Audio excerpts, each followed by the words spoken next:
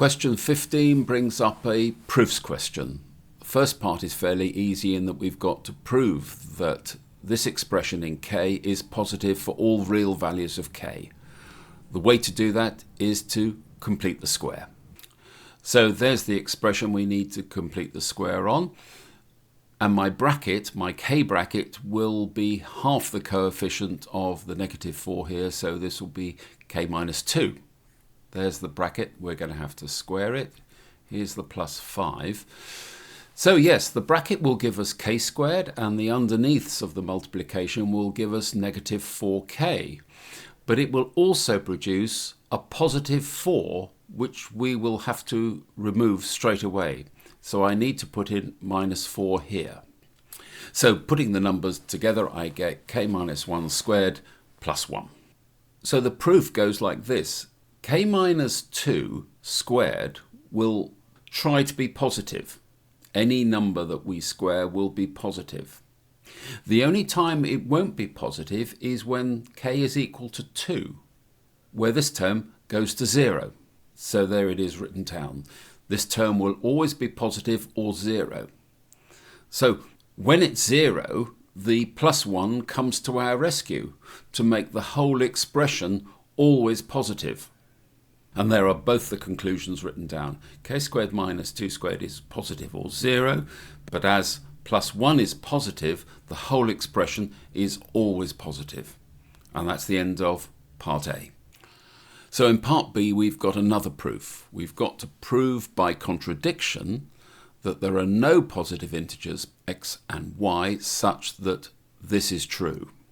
And we've been given the start of the process by the student, and we've got to finish the proof off. So in a way, what the student has done by proving this individual case is that we need to complete the proof and do it for the general case. So what I can say is if x and y are integers, then 3x plus 2y and 2x minus 5y are also integers. So therefore, effectively, we've got an integer, let's say that's m, multiplied by n, and this must be equal to 28, where m and n are both integers.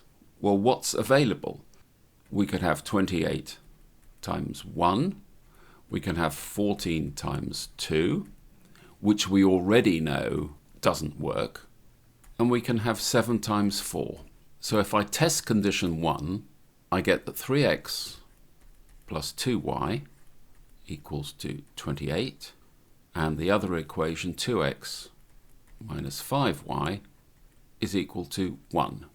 And if you solve those two simultaneous equations, you get that y is equal to 53 over 19, and that's not an integer. So that's blown that suggestion out of the water. And the last possibility is that 3x plus 2y is equal to 7, and 2x minus 5y is equal to 4. And again, if you solve those two simultaneous equations, you get that y is equal to 2 over 19, which blows that suggestion out of the water. So we've done it. There are no positive integers x and y such that this expression is true. And that's the end of question 15.